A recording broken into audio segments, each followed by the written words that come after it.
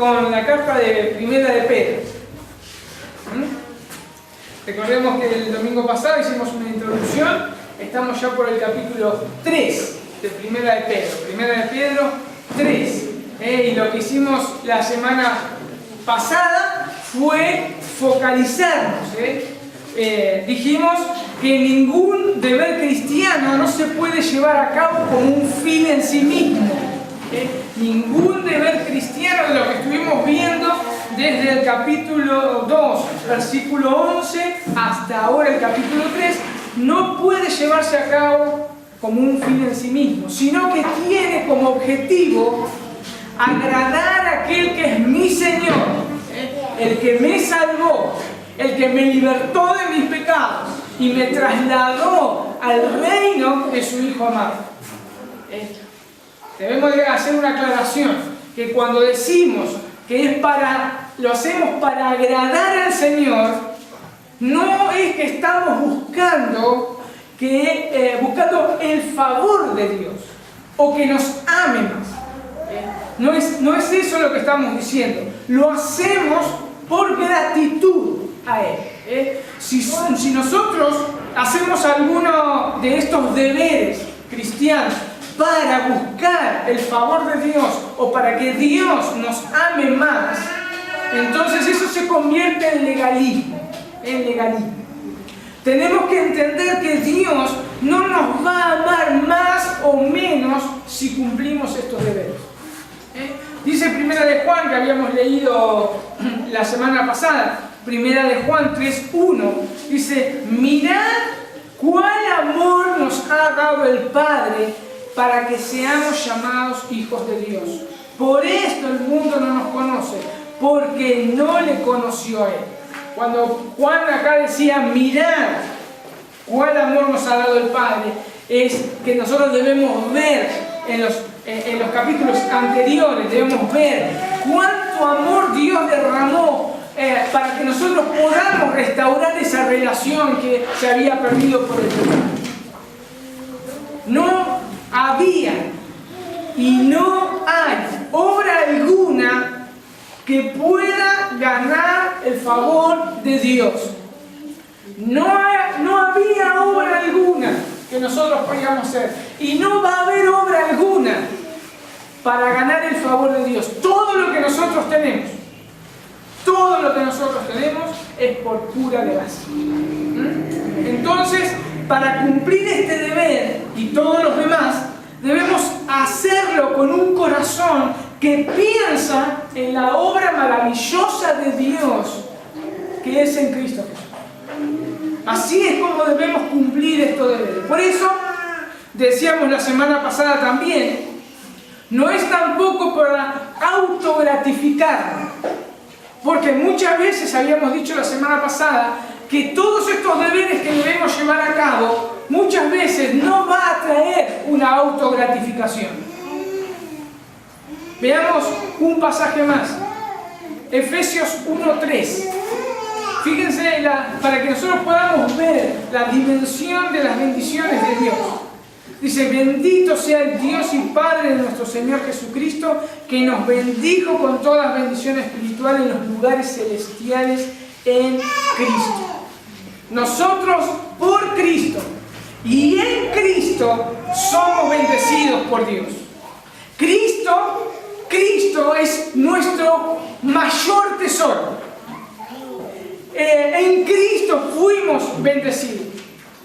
Cristo es el único que me puede llenar todas las áreas de mi vida. Dice ahí Colosenses, un pasaje que habíamos leído la semana pasada, Colosenses 3:1. Dice: si pues habéis resucitado con Cristo, buscad las cosas de arriba, donde está Cristo sentado a la diestra de Dios.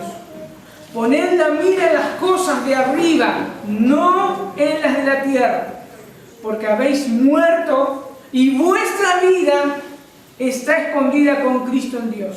Cuando Cristo, vuestra vida, se manifieste, entonces vosotros también seréis manifestados con Él en gloria.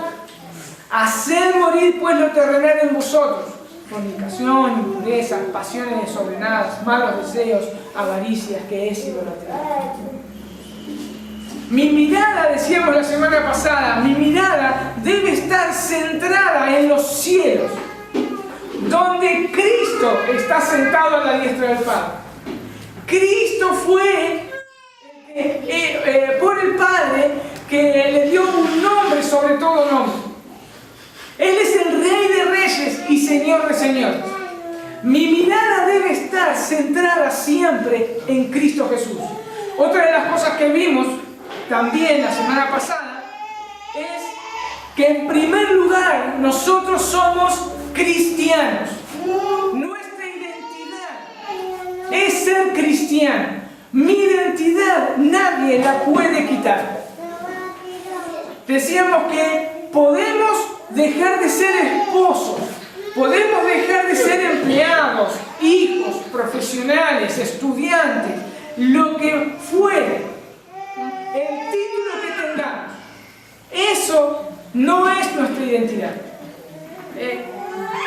Si yo digo que soy esposo, solamente como si fuese mi identidad, un día me voy a encontrar que mi esposa puede partir con el Señor. Y entonces mi vida se derrumba. Porque mi identidad estaba puesta en ser esposo. Pasa exactamente lo mismo con las madres. Su identidad no es ser madres. Porque cuando un niño muere por alguna razón, o cuando esos hijos crecen y se van de sus hogares, sus vidas se derrumban, porque su identidad estaba en ser madres. Recordemos que somos, también habíamos dicho, ¿no?, peregrinos sobre esta tierra. Entonces, debemos recordar que somos cristianos, somos peregrinos. Y si somos cristianos también, por más que pasen las cosas que nos sucedan, podemos caminar confiados, porque a Cristo nadie nos lo va a quitar. Somos peregrinos, como decía recién, sobre esta tierra. Y estamos para dar a conocer no las virtudes de cómo yo cumplo los deberes cristianos. No las virtudes de decir, miren qué bien que hago esta tarea. Estamos aquí en esta tierra como peregrinos para mostrarles las virtudes solamente de aquel. Dice Primera de Pedro 2.9. Primera de Pedro 2.9 dice, mas vosotros sois linaje escogido, real sacerdocio, nación santa, pueblo adquirido por Dios, para que anunciéis las virtudes de aquel que os llamó de las tinieblas a la luz admirable. Resumiendo entonces todo lo que dijimos la semana pasada, debemos colocar nuestra mirada solamente en Cristo. Debemos recordar que nuestra identidad es ser cristianos. Debemos recordar que somos peregrinos y que estamos aquí nada más para anunciar las virtudes de aquel que me llamó de las tinieblas a la luz. Eso fue lo que vimos la semana pasada, y con eso en mente podemos seguir con nuestro pasaje de hoy, que es Primera de Pedro 3, del 1 al 2. Dice así, yo lo voy a leer, creo que de la Biblia de las Américas, no lo noté acá. Dice, asimismo vosotras, mujeres, estad sujetas a vuestros maridos, para que también los que no creen a la palabra sean ganados sin palabra por la conducta de sus esposas, considerando vuestra conducta casta y respetuosa. Cuando Dios formó a la mujer del costado de Adán, la hizo con todas las características para ser ayuda idónea. La palabra ayuda en hebreo significa asistir, significa auxiliar. Me llamó la atención mucho lo que la Biblia, la Septuaginta, vendría a ser la Biblia en griego del Antiguo Testamento, de la parte del Antiguo Testamento en griego, se llama la Septuaginta, traduce Génesis 2, 18 de la siguiente manera. En las Biblias de la Reina Valeria, entonces dice ayuda idónea.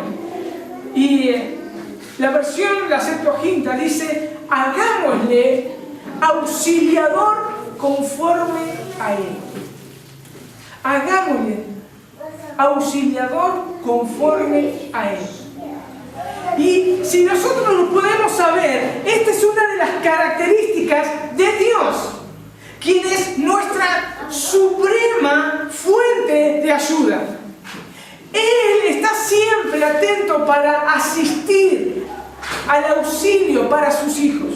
Dice Isaías 41:10, fíjense, Isaías 41:10. Dice, no temas, porque yo estoy contigo. No desmayes, porque yo soy tu Dios, que te esfuerzo. Siempre te ayudaré, siempre te sustentaré con la diestra de mi justicia. Es la misma palabra que se usa como ayuda idónea. Siempre te ayudaré. Es una de las características de Dios que puso en la mujer. Este pasaje nos alienta, cuando vemos este pasaje de Isaías, nos alienta a nuestro corazón el saber que Dios está ahí, siempre para ayudarnos. Como dice el Salmo 121, alzaré mis ojos a los montes. ¿De dónde vendrá mi socorro? Dice, mi socorro viene de Jehová, que hizo los cielos y la tierra. No dará tu pie resbaladero, ni se dormirá el que te guarda. He aquí, no se adormecerá ni dormirá el que guarda a Israel. Jehová es tu guardador, Jehová es tu sombra a tu mano derecha. El sol no te fatigará de día ni la luna de noche. Jehová te guardará de todo mal, Él guardará tu alma. Jehová guardará tu salida y tu entrada, desde ahora y para siempre. Dios, nuestro auxilio, nuestro ayudador. Dice el Salmo 37:40. Salmos 37:40. Jehová los ayudará y los librará. Los libertará de los impíos y los salvará por cuanto en él esperaron. Ahí nuevamente se repite la misma palabra de ayuda idónea. Jehová los ayudará. Fíjense que otra de las características que Dios colocó a la mujer, dice el texto de Génesis 2:18, ayuda idónea. Ahí la palabra idónea es donde se ha tratado con muchas discusiones, porque los que creen, gracias a Dios vino la luz, los que creen en el movimiento feminista dentro de las iglesias, dicen que las mujeres tienen la misma condición con respecto a los roles que el hombre. Están exactamente iguales que el hombre. Dejemos algo en claro. La mujer es exactamente igual con respecto a la gracia de Dios y a la salvación. Así dice las Escrituras, dice Gálatas 3:27. Porque todos los que habéis sido bautizados en Cristo, de Cristo estáis revestidos. Ya no hay judío ni griego, no hay esclavo ni libre, no hay varón ni mujer, porque todos vosotros sois uno en Cristo. La mujer y el hombre, por la gracia de Dios, son exactamente iguales en la salvación, con respecto a la salvación. Pero sí hay una diferencia de roles que Dios estableció y que nadie puede quitar. ¿Y qué significa la palabra idónea? Significa literalmente estar delante. Pero no estar delante o el que dirige. No es el que está caminando por delante, o sea, la mujer caminando por delante y el hombre por detrás. Sino que está frente a él, cara a cara. La esposa es aquella mujer que está mirando a su esposo de continuo para auxiliarlo, para amarlo, para alentarlo. Cuando Dios hizo a Adán, cuando Dios creó a Adán, lo primero que vio Adán cuando abrió sus ojos fue el mundo a su alrededor. Lo que Dios había creado, lo que él tenía que cuidar y administrar como responsable. Eso fue lo que primero vio Adán. Luego, ¿qué hizo Dios? Luego Dios lo hace entrar en sueño y después cuando despierta, cuando Adán despierta y abre sus ojos por segunda vez, ve delante de él lo más bello de la creación. Por eso la expresión de Adán. Por eso la expresión de Adán. Porque ve a su esposa.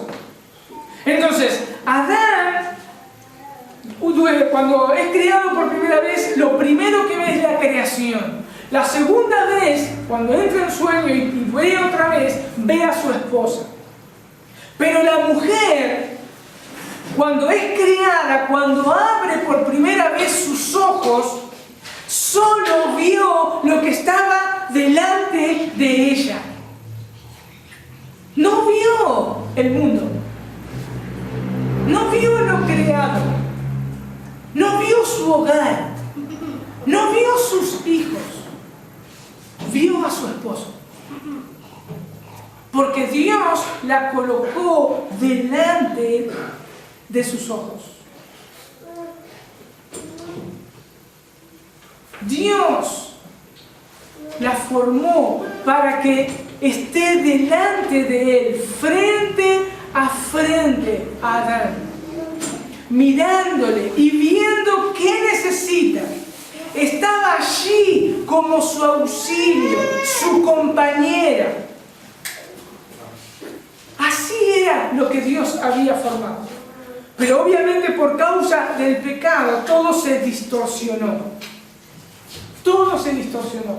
Pero ahora, en Cristo, dice las Escrituras en Efesios 2:10, porque somos hechura suya, creados en Cristo Jesús para buenas obras, las cuales Dios preparó de antemano para que anduviésemos en ellas. En Juan 1:13 dice, los cuales no son engendrados de sangre, ni de voluntad de carne, ni de voluntad de varón, sino de Dios.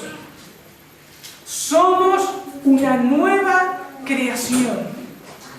Somos una nueva creación. Y las Escrituras nos enseñan en 2 Corintios 5:17 que dice, de modo que si alguno está en Cristo, nueva criatura es, las cosas viejas pasaron, he aquí todas son hechas nuevas. Ahora, una esposa nacida de nuevo puede, por medio del Espíritu Santo, la cual la capacita y la capacitó para llevar a cabo ese deber o esa función con que Dios la había formado en un principio. Se perdió eso en la creación cuando el hombre cayó y hoy es restaurada en Cristo porque somos una nueva criatura, una nueva creación. Y hoy el Espíritu Santo capacita a las mujeres para poder llevar a cabo lo que Dios hizo en un principio. Pero no nos desenfoquemos. ¿Por qué puede cumplir ese deber? Si nosotros leemos el contexto de 2 Corintios 5:17, nosotros tenemos que leer 2 Corintios 5, 14 en adelante.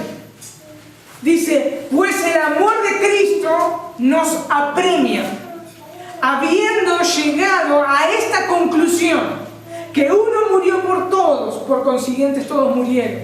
Y por todos murió, para que los que viven ya no vivan para sí, sino para aquel que murió y resucitó por ellos.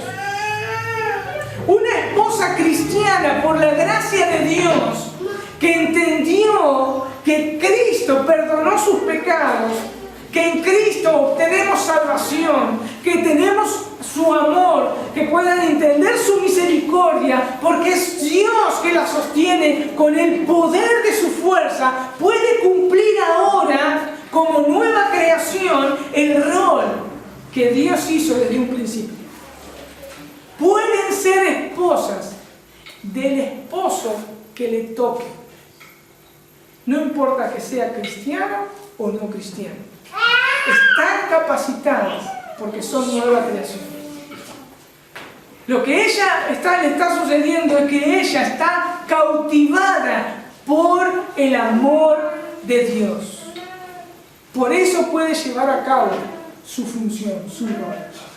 Pero hay algo que deben hacer. Obviamente que ese algo no es fácil para ninguna de las mujeres para poder llevar a cabo este deber. Es mortificar cada día su carne. Dice el texto de 1 de Pedro 3, estad sujetas a vuestros maridos. Estad sujetas a vuestros maridos. Nuevamente, ¿por qué debe una esposa estar sujeta a su esposo? Para llevar a cabo el diseño que Dios hizo desde un principio. Recordemos nuevamente ahí en Génesis 3. Recordemos que por causa del pecado, que Génesis 3 lo describe muy bien, Eva corrió su mirada, corrió su atención, su deber. Ella debía estar mirando a su esposo continuamente porque era su ayuda idónea. Y puso su vista en un simple fruto que la podía desvincular también de la única fuente de sabiduría que es Dios. Y decidió por sí sola comer de él. Ahora, ese pecado debe ser mortificado cada día para cumplir la función por la cual el Señor la diseñó. Estar frente, cara a cara, mirando a su esposo. Recordemos, y recuérdense también, mujeres, son cristianas, discípulos del Señor. Discípulos del Señor. El Señor Jesús dijo claramente en Mateo 10:38, el que no toma su cruz y sigue en pos de mí, no es digno de mí. También el Señor Jesús en Lucas 14, 26, 27 dice, si alguno viene a mí y no aborrece a su padre y madre, a su mujer e hijos, a sus hermanos, hermanas y aún su propia vida, no puede ser mi discípulo. Y el que no carga su cruz y viene en pos de mí, no puede ser mi discípulo.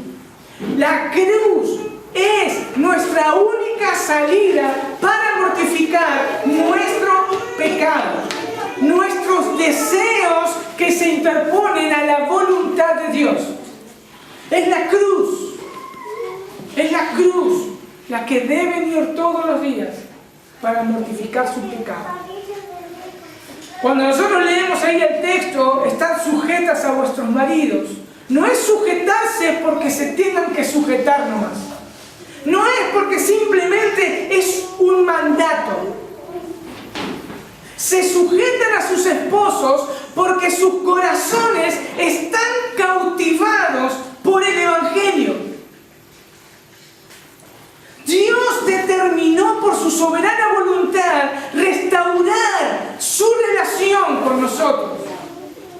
Dios justo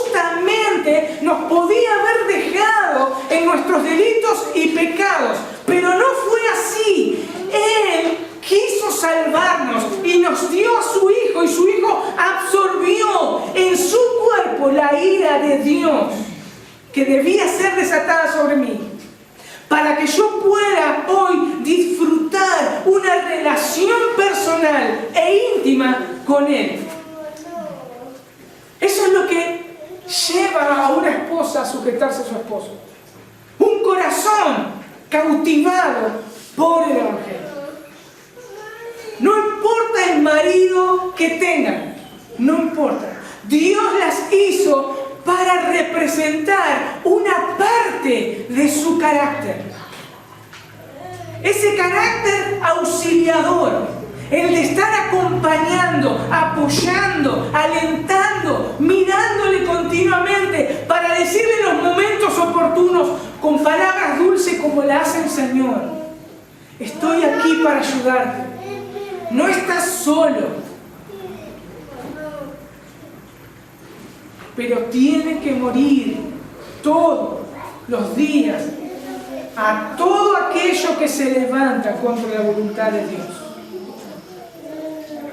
Estén sujetas a sus esposos, dice el Señor por medio del apóstol Pedro. Pero ¿qué más nos dice este pasaje? Dice 1 Pedro 3:1, entonces dice: asimismo vosotras mujeres, estad sujetas a vuestros maridos, de modo que si alguno de ellos son desobedientes a la palabra, puedan ser ganados sin palabra alguna por la conducta de sus mujeres, al observar vuestra conducta casta y respetuosamente.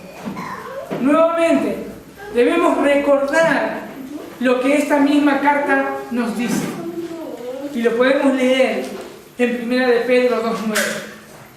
Pero vosotros sois linaje escogido, real sacerdocio, nación santa, pueblo adquirido para posesión de Dios, a fin de que anunciéis las virtudes de aquel que os llamó de las tinieblas a la luz admirable. Por eso su identidad es ser cristianas, hijas de Dios, mujeres santas, apartadas por la voluntad de Dios, por medio del Espíritu Santo, para su posesión. Hay esposas que sus esposos son inconversos, pero ellas tienen sus corazones cautivados por el amor de Dios. Ellas entienden, por ejemplo, Romanos 5, 1 al 5, que dice: por tanto, habiendo sido justificados por la fe, tenemos paz para con Dios, por medio de nuestro Señor Jesucristo. Porque por medio de quien también hemos obtenido entrada por la fe a esta gracia, en la cual estamos firmes y nos gloriamos en la esperanza de la gloria de Dios. Y no solo esto, dice, sino que también nos gloriamos en las tribulaciones, sabiendo que la tribulación produce paciencia, y la paciencia carácter probado, y el carácter probado esperanza, y la esperanza no desilusiona. ¿Por qué? Porque el amor de Dios ha sido derramado en nuestros corazones por medio del Espíritu Santo que nos fue dado. Por esa razón deben poner su mirada en Cristo. Deben poner su mirada en su obra. ¿Para qué? Para que sus corazones puedan quedar cautivados por el amor de Dios y en su corazón pueda encenderse esa llama que Dios ha puesto en nuestro ser. Al admirar a nuestro Señor Jesucristo, su obra perfecta en la cruz, llevar a cabo su rol. Es difícil, obviamente, ¿no? Es difícil tener un esposo que no conoce el Evangelio. Es muy difícil tener un esposo que no conoce el Evangelio. Y muchas veces se puede tornar en opresión. Imagínense escuchándolo todos los días quejándose. Imagínense que muchas hermanas pueden ser maltratadas verbalmente por su esposo. Debe ser muy difícil eso. Pero las Escrituras nos enseñan que esa tribulación produce en nosotros paciencia, para que esa paciencia dé como fruto un carácter probado, el cual me trae esperanza que no desilusiona. Mi mirada en Cristo. Mi mirada en la obra de Cristo por mí. Por eso el Señor nos exhorta también en 2 de Tesalonicenses 3:12. Dice, pero vosotros, hermanos, no se cansen de hacer el bien. No os canséis de hacer el bien.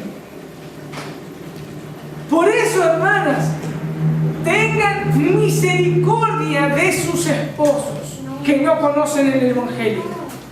Nadie de los que estamos aquí reunidos hoy somos merecedores de la gracia de Dios.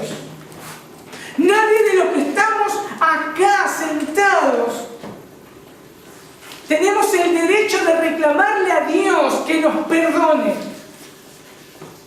Todo lo que Dios hizo fue por su buena voluntad y solamente por gracia. Solamente por gracia. Yo no soy merecedor de la gracia de Dios más que mi vecino.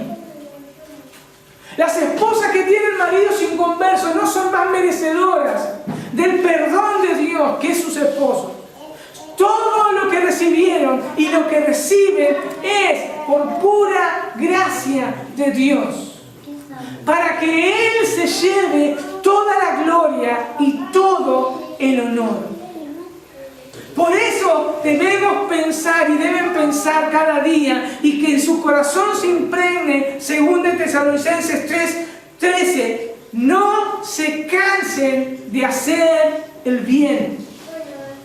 No se cansen de hacer el bien. Sean lo que Dios quiere que sean. Dios las diseñó para que sean ayuda idónea. Pero no solo eso, con el propósito de mostrar a su esposo la compasión de Dios, el amor de Dios, la misericordia de Dios. Para eso fueron diseñadas. Dice Pedro, ¿no? Ahí en 1 de Pedro 3:1. Asimismo, vosotras mujeres, estad sujetas a vuestros maridos, de modo que si alguno de ellos son desobedientes a la palabra, puedan ser ganadas sin palabra alguna por la conducta de sus mujeres, al observar vuestra conducta casta y respetuosa. Nuevamente, no se cansen de hacer el bien a sus esposos. Son nueva creación. Dios en su gracia y en su soberanía las escogió para que puedan recibir el perdón, para que puedan ser sus hijas, para que sean nueva creación, para restaurar lo que Dios hizo de un principio. Ser ayuda idónea, ser auxiliadoras de su esposo, estar frente a él. Por último, hermanas que sí tienen esposos cristianos,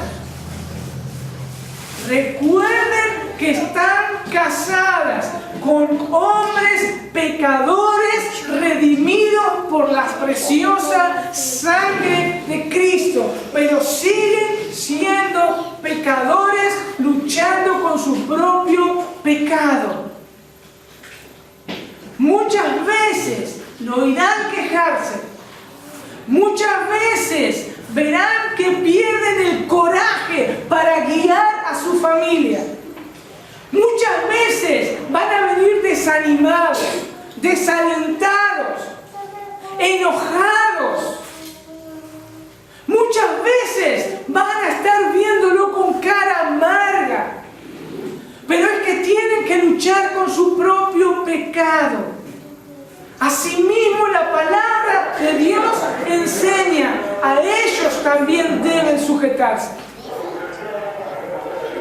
Por eso deben morir a sus deseos pecaminosos para cumplir su rol.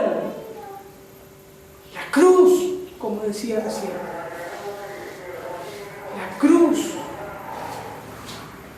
Ellos también necesitan de su auxilio.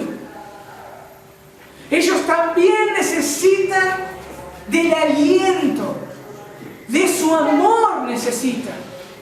Ellos necesitan de saber que cuando salen del hogar, sus corazones, los corazones de los esposos, están confiados que todo estará bien. Necesitan ver el carácter de Dios como auxiliador en sus vidas.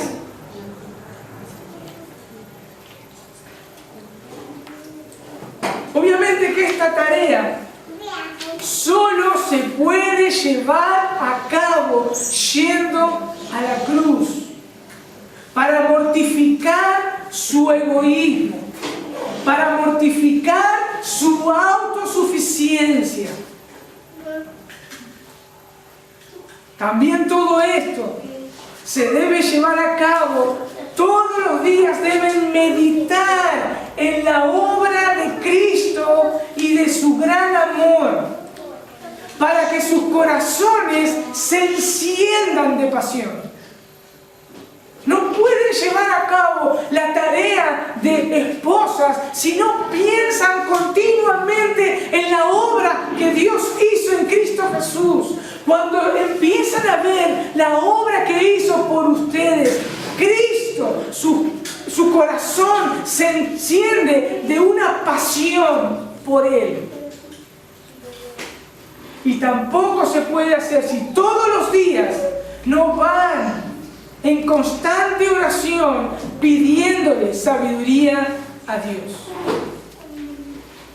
Fíjense que esa es la restauración que Dios hizo para llevar a cabo lo que Él hizo en un principio. Eva quitó su mirada por un instante de su esposo, a que ella tenía que estar auxiliando, ayudando, alentando. Solamente por un fruto, por algo que la iba a gratificar a ella. La que iba a ser libre, que iba a poder pensar en ella misma. Y tomó ese fruto. Hoy, para que no se produzca eso de la autosatisfacción, de que mi vida está primero, de que yo tengo derechos, tienen que ir a la cruz a morir, a la cruz a mortificar su egoísmo, su autosuficiencia. Y pensar, vuelvo a repetir, pensar en la obra de nuestro Señor Jesucristo. Al pensar en la obra de nuestro Señor Jesucristo, nos enciende de pasión. Porque ahí podemos ver que no somos merecedores absolutamente de nada. De nada. Y lo hacemos por Él. Por eso, como decíamos antes, pongo mi mirada en las cosas de arriba. ¿Y por qué Eva, como decía recién, quería ser autosuficiente? Ella tomó de ese fruto porque quería buscar su propia sabiduría. Y la fuente de sabiduría es Dios. Y hoy Dios las restaura a una nueva creación para que puedan cumplir lo que de un principio se hizo. Buscar a Dios, la fuente de sabiduría. Buscar a Cristo, donde están escondidos toda la sabiduría de Dios. Por eso Pedro comenzaba esta carta. Bendito sea el Dios y Padre de nuestro Señor Jesucristo, quien según su gran misericordia nos ha hecho nacer de nuevo a una esperanza viva mediante la resurrección de Jesucristo de entre los muertos, para obtener una herencia incorruptible, inmaculada y que no se marchitará, reservada en los cielos para vosotras, que sois protegidas por el poder de Dios mediante la fe para la salvación que está preparada para ser revelada en los últimos tiempos. Solamente se puede llevar a cabo ese rol mediante la obediencia a Cristo. La obediencia a Cristo. Estos mensajes van a ser así, de cortos, para poder entender prácticamente el rol de una esposa. En primer lugar dijimos que debemos entender que los deberes cristianos muchas veces no van a traer autogratificación, no van a ser gratos. En segundo lugar, deben entender que son cristianas. No son madres, ni esposas, ni nada. Son cristianas, salvadas por la gracia de Dios. En tercer lugar, deben recordar que están aquí en este mundo como peregrinas para anunciar las virtudes de aquel que las llamó. En tercer lugar, comprender que solamente pueden llevar a cabo este rol mortificando cada día su propio pecado. En quinto lugar, fueron diseñadas para estar mirando de continuo a su esposo y para manifestar una parte del carácter de Dios, que es ser auxiliador, sustentador. Eso lo pueden llevar, como decía recién, por medio de la oración. Pedirle a Dios sabiduría, que es nuestra fuente de sabiduría. Y también, sobre todas las cosas, para que esa pasión no decaiga cuando no hay gratificación, pensar en lo que Cristo hizo por ustedes. Vamos a orar. Señor, te damos gracias al ver toda la obra que has hecho por nosotros. Te alabamos, Señor. Gracias porque has querido restaurar tu creación en nosotros, Señor. Señor, te ruego que puedas estar ayudando a cada una de mis hermanas a llevar a cabo este deber como cristianas. Señor, vos conocés todas sus luchas, todas sus necesidades. Señor, vos conocés sus debilidades, que es muy difícil llevar a cabo, Señor, este deber, porque su egoísmo se va a interponer. Señor, dales el poder para que puedan llevar a cabo este rol. No podemos hacer nada, Señor, si no nos ayudas. Ayúdala, Señor. Y, Señor, te pido que puedan estar pensando cada día en la obra que tú hiciste por ella, aunque ellas no se lo merecían. para que ellas puedan tener compasión con sus esposos, amor, para que estén siempre prestas a auxiliar a sus esposos, a alentar a sus esposos, que puedan realmente manifestar tu carácter, Señor. Y que aquellos esposos que no te conocen, Señor, puedan ser maravillados por la conducta de ellas. Y que cuando le prediquen tu evangelio, puedan responder, Dios. Gracias, bendito Señor, porque todo lo que haces es perfecto. Y todo lo que haces, Señor, es para nuestro bien. Porque este es nuestro bien, Cristo Jesús.